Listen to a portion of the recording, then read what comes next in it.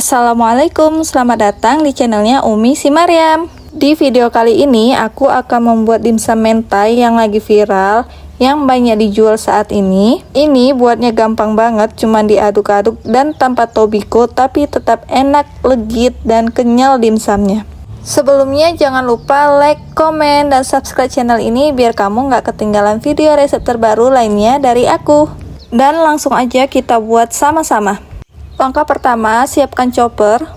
Ambil 400 gram daging ayam tanpa tulang. Di sini aku pakai bagian pahanya ya, biar dia lebih juicy. Tambahkan 100 gram kulit ayam, 100 gram udang, 150 gram tepung tapioka,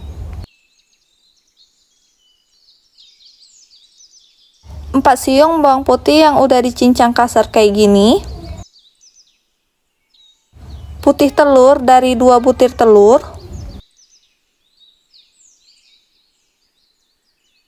1 sendok makan kecap asin, 1 sendok makan minyak wijen, 1 sendok makan saus tiram, 1 sendok makan garam, 2 sendok makan gula pasir,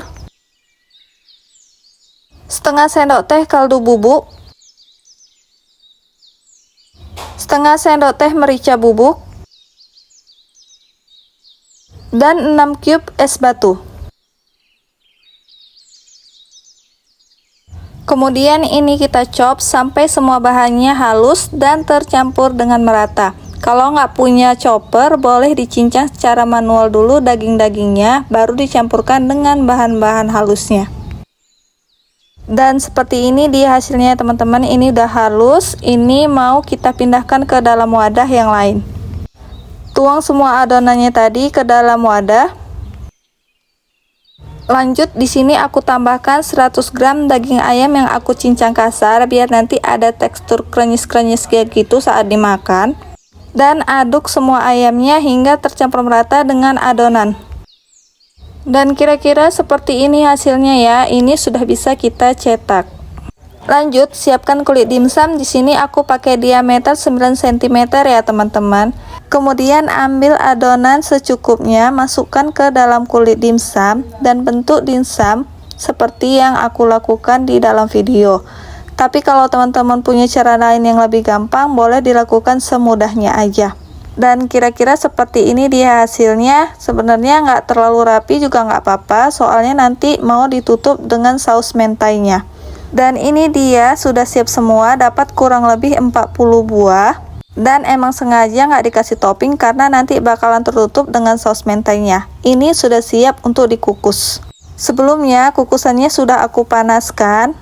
Dan alasnya sudah aku olesi dengan minyak goreng tipis-tipis dan beri jarak yang cukup, lalu kukus selama kurang lebih 18 sampai dengan 20 menit. Nah, ini dia hasilnya setelah dikukus selama 18 menit.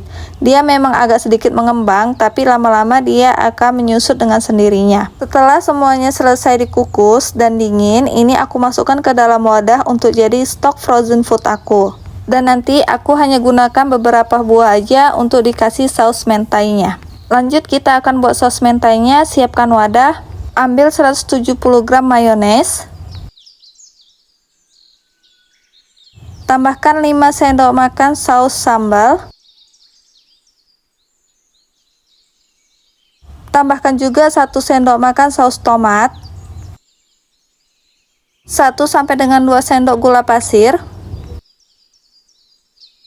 seperempat sendok teh merica bubuk, seperempat sendok teh bubuk bawang putih, setengah sendok teh kaldu bubuk, 1 sendok teh air perasan jeruk nipis.